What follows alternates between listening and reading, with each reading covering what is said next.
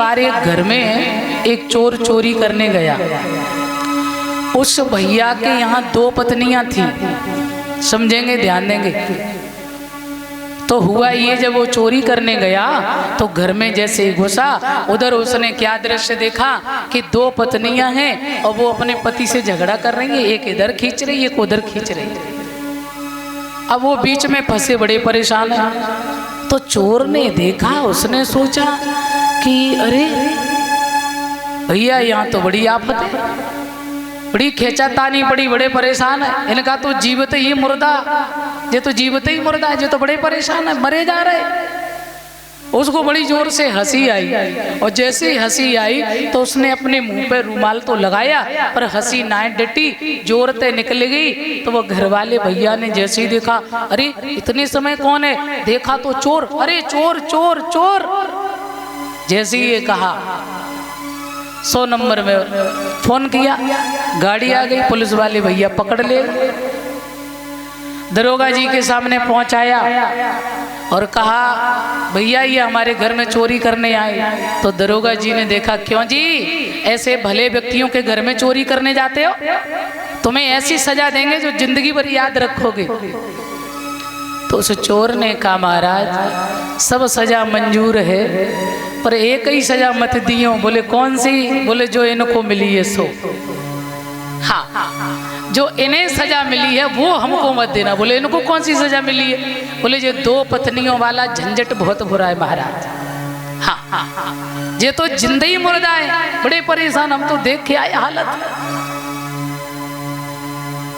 अब ये तो भौतिकता की बात हो गई, जरा अध्यात्म में ध्यान देंगे। हर जीव को जब 2 पत्नी उसकी दुर्दशा कर सकती है और इतनी हालत बिगाड़ सकती हैं, तो इस संसार में हर जीव को 10 पत्नियां रोज लगी रहती हैं। 5 कर्मेंद्री और 5 ज्ञानेंद्री सबको लगी हैं कि ना भैया? अब ये बताओ, जिन्हें ये 10 पत्नियां रोज लगी हों, फिर वो व्यक्ति जिंदा हो सकता है क्या? परीक्षा पा रहा है न? तब बताओ, तो मरे ही तो रहे हम लोग, रोज रोज मर रहे, रोज। क्योंकि ये जो श्वास आज खर्च हो गई, ये कल मिलने वाली अब नहीं है। जो समय निकल गया वो निकल गया। अब तो धीरे धीरे घटती जा रही, उम्र घटती जा रही है? और ऐसा ही नहीं, ये ध्यान में रखना, समय और श्वासों का खजाना जो मुझे प्रभु ने दिया है ना, ये बड़े भाग्य से दिया है, और वो अनमोल है, और उसकी गिनती भी है। और वो यदि खर्च हो गई फिर पछताएं हो तो का, जब चिड़ियां चुन गई खेत। हर श्वास तुम्हारी बड़ी अनमोल है, और इन श्वासों के खजाने में हमें इन्हें व्यर्थ नहीं गंवाना है। इन श्वासों का सदुपयोग करना है, हमें प्रभु का चिंतन करना है।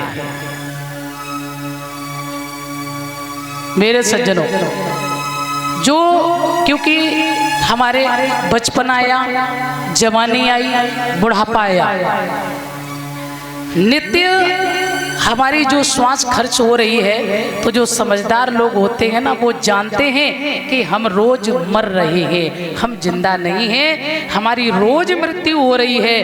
क्योंकि जो श्वास खर्च हो रही है, मरना ही तो है, और क्या है?